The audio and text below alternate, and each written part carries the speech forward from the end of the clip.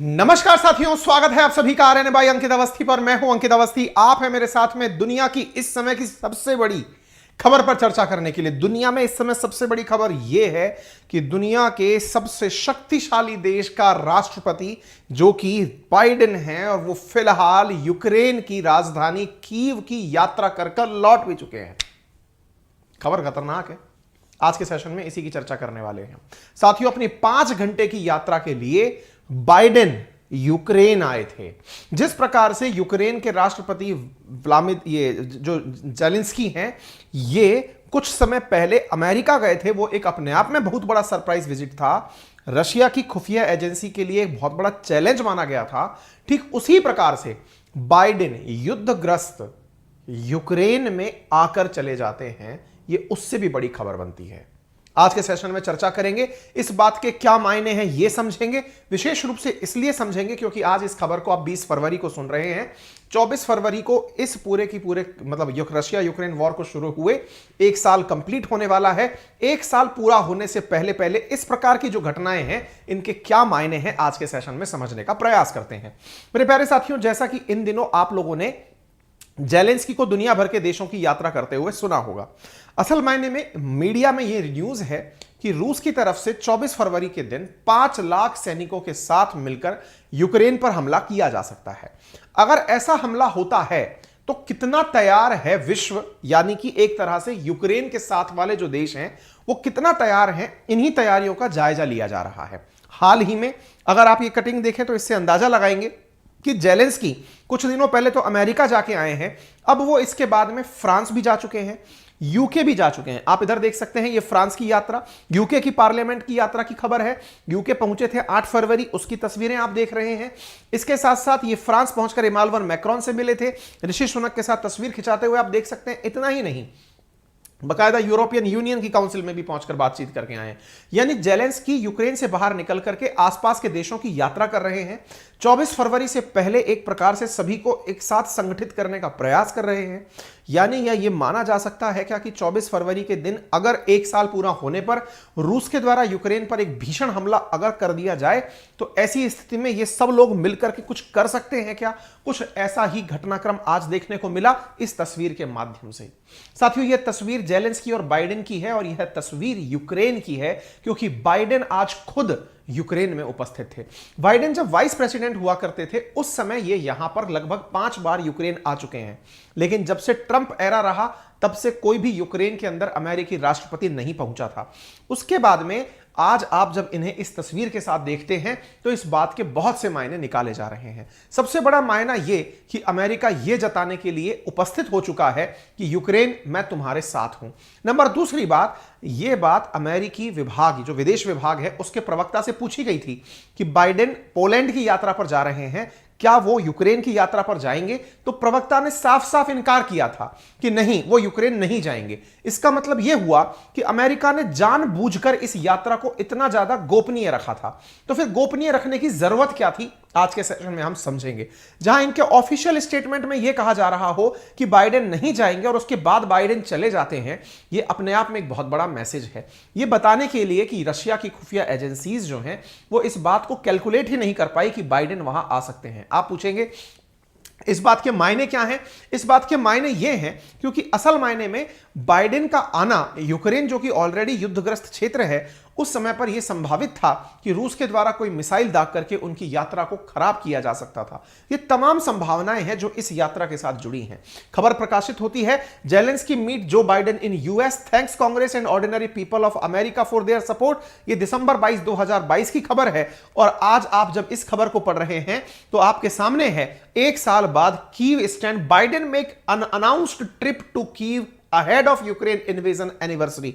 यानी कि यूक्रेन पर जिस समय इन्वेजन हुआ उसके 1 साल पूरे होने के अवसर से पहले ही बाइडेन यहां पर पहुंच चुके हैं। इस बात की पूरी दुनिया के अंदर खबर चर्चा में है। यूएस प्रेसिडेंट बाइडेन कीव पहुंचे हैं और उन्होंने $500 मिलियन की सहायता राशि अनाउंस की है। बाइडेन ने अपनी ट्रिप के अंदर यह कहा कि हम पूरी तरह से आपकी सहायता के लिए तैयार हैं। $500 मिलियन जो है वो इनको मिलिट्री सहायता के रूप में और उपलब्ध कराए हैं। जब से रशिया यूक्रेन वॉर शुरू हुआ है तब से लगभग लगभग $24 बिलियन की सहायता अमेरिका द्वारा यूक्रेन को ऑलरेडी दी जा चुकी है। एक जरूरी मैसेज मैं आप लोगों के लिए देना चाहूंगा और मैसेज यह है कि यदि आप में से अभी तक कोई भी मेरा प्यारा साथी अनअकैडमी से प्राप्त होने वाले रेफरल जो उनका रिफंड था, अगर वो प्राप्त नहीं कर पाए हैं और प्राप्त करने की प्रक्रिया आज से शुरू हो गई है, इन केस अगर वो नहीं कर पाए हैं तो कमेंट बॉक्स में हमने गूगल फॉर्म दिया है, वहां पर आप अपनी रजिस्टर्ड मेल आईडी जिससे आपने कोर्स परचेज किया था वो मेल आईडी साथ में अपना फोन नंबर और अपना नाम सही से भर दें। हमने कमेंट बॉक्स में गूगल फॉर्म पिन कर दिया है। मैं टेक्निकल टीम से गुजारिश करूंगा कि अपने एप्लीकेशन का लिंक भी यहां पर पैरेलली पिन कर दिया जाए, ताकि यदि कोई साथी जाकर के हमारे एप्लीकेशन पर पहुंचे तो उन्हें भी वहां पर सारी चीजें दिख जाए। तो फिलहाल के लिए अनअकैडमी से रिफंड पाने के लिए यदि आप लोग चाहते हैं तो आप अपना गूगल फॉर्म हमने जो यहां पर साझा किया है उसमें अपनी डिटेल हमें साझा कर सकते हैं, ताकि हमारे पास जो डेटा होगा उसके आधार पर हम क्रॉस वेरीफाई करने की पूरी कोशिश करेंगे। फिलहाल आप जो ये वीडियो देख रहे हैं, ये वीडियो आज का वीडियो है। यहां पर आपको आती हुई कुछ कारें दिखाई देती हैं और इन कारों के साथ से निकलने के बाद आपको जेलेंस्की और उनकी पत्नी को आप बाहर आते हुए देखते हैं। ये वेट कर रहे हैं और सामने से बाइडेन आते हैं। ये इतना सरप्राइज विजिट था कि पूरी तरह से सभी लोगों को इसके बारे में अज्ञात रखा गया था। संभव है कि इन्हें इस बारे में जानकारी हो, संभव है कि रशिया को भी टेलीफोनिक रूप से जानकारी दे दी गई हो, क्योंकि यह बात बहुत मायने रखती है कि अगर इनका आना रशिया को ना पता हो और वो रशिया की खुफिया एजेंसीज क्रैक कर लें कि वो आ रहे हैं, तो बहुत बड़ी घटना अंजाम दे सकती है। ऐसी स्थिति में कहा जा रहा है कि आज सुबह पोलैंड के द्वारा टेलीफोनिकली रूस को इन्फॉर्म किया गया था कि यहां से बाइडेन निकल करके यहां पर जा रहे हैं। इसका मतलब यह था कि रूस को टेलीफोनिकली इन्फॉर्म किया गया था आज सुबह, यानी अब तक यह प्लान किसी भी तरह से बाहर नहीं आया था कि बाइडेन यूक्रेन जाएंगे और इस प्रकार से यहां की टीम से मुलाकात करेंगे। यूक्रेन में बाकायदा इन्होंने जाकर के यहां के सारे जो अधिकारीगण हैं उनसे मुलाकात की और उनके हौसले की सराहना की और कहा कि आप लोग पूरे 1 साल तक खड़े रहे, हम इसके लिए आप सबका हौसला बढ़ाते हैं। अपने आप में ये अमेरिका के द्वारा ये प्रतिबद्धता दर्शाता है और दुनिया को बहुत सारे मैसेज देता है। कैसे मैसेज देता है? असल मायने में इन दिनों अमेरिका ने एक आरोप लगाया है चीन के ऊपर कि चीन के द्वारा वेपन्स भेजे जा रहे हैं रूस। चीन के द्वारा वेपन्स भेजे जाने की जो खबर है, इस बात को अमेरिकी खुफिया एजेंसीज पुख्ता तरीके से मानती हैं, यानी रूस और चीन एक हो रहे हैं, ऐसी न्यूज मार्केट में है। और ऐसी स्थिति में यूक्रेन के पास बाइडेन का चला जाना यह दर्शाता है कि यदि रूस और चाइना मिलकर के कोई ग्रुप बनाने की सोच रहे हैं तो बाइडेन पूरी तरह से खुलकर यूक्रेन के साथ खड़े हुए हैं। एक और जानकारी जो इस सेशन के दौरान ही मुझे अपडेट दे देनी चाहिए और वो ये है कि आज ही चीनी जो विदेश मंत्री हैं वांग वी, वो रूस पहुंच चुके हैं। यानी कि एक तरीके से ये जो यात्राओं का दौर है, ये अपने आप में सॉलिडरिटी दिखाने का दौर बन गया है। लोग अपना अपना समर्थन 1 साल होने पर दे रहे हैं। एक तरफ जहां यूक्रेन अपने आप के लिए समर्थन जुटाने के लिए फ्रांस और यूके की यात्रा कर कर लौटा है, वहीं पर बाइडेन के द्वारा यहां की यात्रा किया जाना, वांग वी के द्वारा जो है हाल ही में रूस की यात्रा किया जाना, बनते हुए पोल्स को दर्शा रहा है। इस विषय को जितना अच्छे से हम लोग डिस्कस कर सकते हैं और क्यों करना चाहिए, यह मैं आपको फिलहाल के लिए सिलेबस से रिलेट करके बता देता हूं। आपके लिए अंतरराष्ट्रीय संबंध जो है वो यूपीएससी के जीएस पेपर 2 का एक अहम हिस्सा है और इस तरह की चीजों के ऊपर सवाल पूछे प्रीलिम्स में भी जाते रहे हैं। जैसे एमपीएससी यानी मध्य प्रदेश जो पीएससी है, उसके अंदर यह सवाल यूक्रेन के द्वारा क्रीमिया का जो मतलब रशिया के द्वारा जो क्रीमिया का अधिग्रहण किया गया था उसके बारे में सवाल पूछा गया था प्रीलिम्स के अंदर। आप यह सवाल 2022 के प्रीलिम्स में देख सकते हैं। ऐसे ही इस साल का जो सिविल सर्विसेज मेंस का एग्जाम हुआ उसमें एक सवाल पूछा गया था, शांतिपूर्ण और सह अस्तित्व भारत की विदेश नीति की आधारशिला है। अगर आपको याद हो तो यूपीएससी मेंस को ध्यान में रखते हुए मैंने कई बार आपको भारत का स्टैंड बताया था कि भारत इस वॉर के अंदर किसी का भी साथ क्यों नहीं ले रहा है। मैंने आपसे कहा था कि भारत डिप्लोमेसी, पीस और पार्टनरशिप की बात करता है, डीपीपी की बात करता है। वो कहता है कि सब लोग बैठें और बातचीत करें, तभी जाकर के चीजें सुलझ सकती हैं। मेंस के अंदर ये प्रॉपर तरीके से सवाल यहां पर पूछा गया था। ठीक है, तो आप यहां पर देख सकते हैं। एक प्रैक्टिस के लिए मैं क्वेश्चन आपको जीएस पेपर 2 से यहां दे रहा हूं। Russia Ukraine war is not only causing harm to the economies of these 2 countries but has a wider implication for the present world order. आप चाहें तो इस क्वेश्चन का आंसर पूरी तरह से निबंधात्मक रूप से अपना तैयार कर सकते हैं कि रशिया यूक्रेन युद्ध ने न केवल आर्थिक रूप से इन दोनों देशों को प्रभावित किया है, बल्कि इसकी तरह और भी देश हैं जो कई तरह से प्रभावित हुए हैं। आप अपनी व्याख्या आंसर के अंदर लिखकर ट्राई कर सकते हैं। फिलहाल के लिए पोटस यानी कि प्रेसिडेंट ऑफ यूनाइटेड स्टेट्स का ट्वीट देखें। ट्वीट में लिखा है, as we approaches the anniversary of Russia's brutal invasion of Ukraine, I am in Kyiv today to meet with President Zelensky and reaffirm our unwavering commitment to Ukraine's democracy, sovereignty and territorial integrity। आप यहां पर इनके सारे tweets देख सकते हैं जिससे कि ये बताने की कोशिश कर रहे हैं कि हम यूक्रेन के साथ खड़े हैं। इन तस्वीरों में जेलेंस्की के द्वारा भी यह कहा गया कि historic, timely and brave, I welcome POTUS in Kyiv as Russian full-scale aggression approaches its 1-year mark. I am thankful to US for standing with Ukraine and for our strong partnership. We are determined to work together to ensure Ukraine's victory. एक प्रकार से मोरली अगर देखा जाए तो यह Ukraine के लिए बहुत ज्यादा सहायतापूर्ण है और यूक्रेन को बहुत जबरदस्त तरीके की मोटिवेशन इस यात्रा की वजह से मिलेगी। निश्चित ही यूक्रेन अब आने वाले समय में और अच्छे से फोरफ्रंट बन करके इस वॉर को लड़ पाएगा। कहने का सीधा सा तात्पर्य यह है कि ये जो घटना आप लोगों ने यहां देखी है इसके बहुत से मायने निकाले जा सकते हैं और इन मायनों को समझने से पूर्व थोड़ा सा यात्रा का मैप समझ लेते हैं ताकि इस पूरी घटना को हम विस्तार से डील कर सकें। जैसा आपके सामने फिलहाल मैं एक मैप दर्शा रहा हूं जिसमें आपको रशिया दिख रहा है, बेलारूस दिख रहा है, यूक्रेन दिख रहा है, पोलैंड दिख रहा है। असल मायने में अमेरिकी प्रेसिडेंट के द्वारा पोलैंड की यात्रा की गई थी। पोलैंड की राजधानी वारसा, यहां पर ये लैंड हुए थे। यहां से 1 घंटे की ट्रेन पकड़ करके ये कीव पहुंचे हैं। ये पोलैंड से ही अब तक जितने भी राष्ट्राध्यक्ष यूक्रेन पहुंचे हैं उनकी यात्रा इसी मार्ग से ट्रेन के माध्यम से हुई है। चूंकि यूक्रेन के ऊपर नो फ्लाई जोन है, यानी इनके ऊपर से कोई भी फ्लाइट उड़ नहीं सकती है, ऐसी स्थिति में पोटस यानी कि अमेरिकी राष्ट्रपति भी ट्रेन के माध्यम से ही पोलैंड से यूक्रेन पहुंचे थे और इस यात्रा को पूरी तरह से गुप्त रखा गया था। पोलैंड से यूक्रेन का यह रोड मैप है, मतलब ट्रेन मैप है जिसका यूज करके ये पहुंचे थे। ठीक है, बाइडेन के आने से 22 मिनट पहले हवाई हमले का सायरन बजा था ताकि और ज्यादा सतर्क किया जा सके सुरक्षा एजेंसीज को।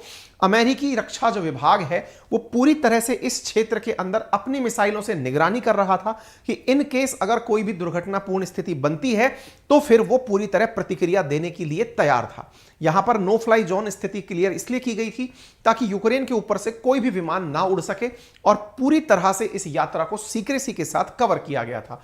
एयर रेड अलर्ट जारी किया गया था यूक्रेन के ऊपर और तस्वीरें जो आप देख रहे हैं ये कीव में जेलेंस्की के साथ अमेरिकी राष्ट्रपति की तस्वीरें हैं। कीव के अंदर मेमोरियल वॉल के पास यूक्रेन के श्रद्धांजलि देते हुए अमेरिकी राष्ट्रपति को आप देख रहे हैं। बाइडेन यहां पर केवल 5 घंटे रुके। दोनों प्रेसिडेंट्स यहां पर कीव की सड़कों पर, पैदल सड़कों पर घूमे ताकि लोगों में यह विश्वास हो सके कि यहां पर पूरी तरह से अमेरिका यूक्रेन के साथ है। ये तस्वीरें यहां पर सोशल मीडिया के अंदर बाकायदा बाहर निकाली गई और ये तरीका इस बात को दर्शाने के लिए था कि रूस कमजोर हो रहा है, रूस का इंटेलिजेंस फेल हो रहा है, क्योंकि बाइडेन की यात्रा के बारे में उन्हें किसी भी प्रकार की भनक नहीं लगी। जैसा मैंने आप सबसे कहा कि सोमवार सुबह यानी कि आज के दिन 8 बजे सुबह इनकी मतलब जितने भी सायरन थे उनकी आवाजें तेज हो रही थी, सड़कों को ब्लॉक किया जा रहा था। यह तो जरूर था कि कीव के अंदर कोई बहुत बड़ा व्यक्ति आ रहा है, वीवीआईपी मूवमेंट है, लेकिन बाइडेन आ रहे हैं इसके बारे में किसी को नहीं पता था। 24 घंटे पहले तक तो इसका अंदाजा किसी को भी नहीं था कि क्या हुआ होगा। इसका अंदाजा आप इस बात से लगा सकते हैं कि प्रेसिडेंट की जब यूरोप विजिट हो रही थी तो इस विषय के ऊपर एक बार के लिए सवाल पूछा गया था, यानी कि व्हाइट हाउस में जो अमेरिकी राष्ट्रपति का निवास स्थान है वहां पर डेली प्रेस ब्रीफिंग के लिए जो स्पोक पर्सन है नेड प्राइस, उनसे सवाल पूछा गया था कि प्रेसिडेंट यूरोप विजिट पर जा रहे हैं, क्या वो यहां से यूक्रेन जाएंगे? तो नेड प्राइस ने कहा था कि यूरोप विजिट के दौरान प्रेसिडेंट यूक्रेन नहीं जाएंगे, अमेरिका पहले की तरह यूक्रेन की मदद जरूर करता रहेगा। यानी प्रवक्ता के द्वारा यह साफ कहा गया था कि अमेरिकी राष्ट्रपति यहां नहीं जाएंगे, फिर भी वो यहां चले गए। यह अपने आप में बहुत कुछ दर्शाता है। कहते हैं कि उन्होंने अपनी इस वार्ता के तुरंत बाद वॉशिंगटन के एक रेस्टोरेंट में डिनर करने के बाद 40 मिनट रुक करके वहां से यात्रा करी और वहां से पहुंच करके चॉपर से एंड्रयू एयरबेस पहुंचे और वहां से फ्लाइट लेकर के वो सीधे वारसा एयरपोर्ट पोलैंड पहुंच गए।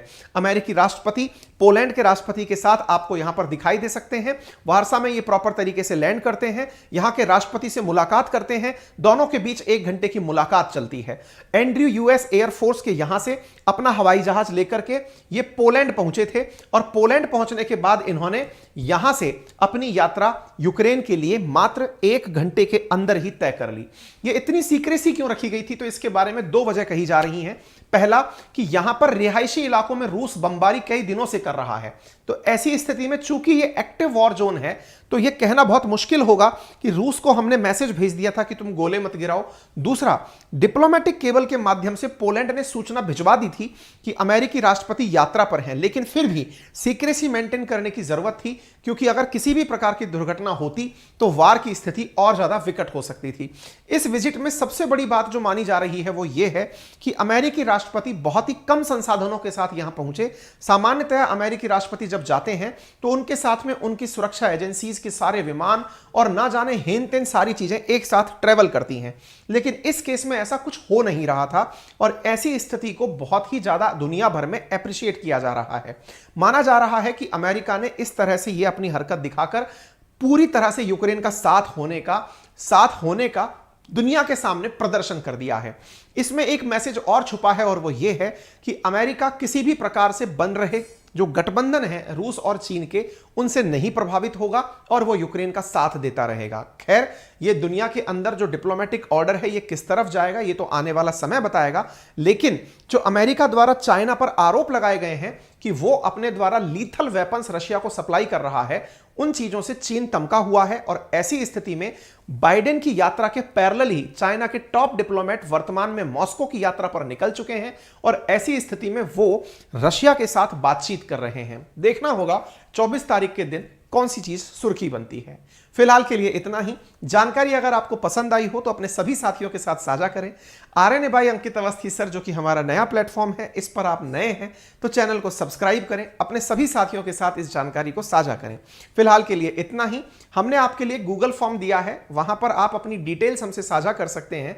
यदि आपने हमारा बैच परचेज कर रखा था अनअकैडमी पर, जर्नल अवेयरनेस बाय अंकित अवस्थी, और आपकी फीस रिफंड होनी है तो प्रॉपर अपना ईमेल आईडी और ऐसी स्थिति में अपना फोन नंबर और नाम रख के गूगल फॉर्म हमें अप्लाई कर दें, ताकि हम क्रॉस चेक करके आपसे वार्ता करके आपका पैसा रिफंड कराने में पूरा सहयोग कर सकें।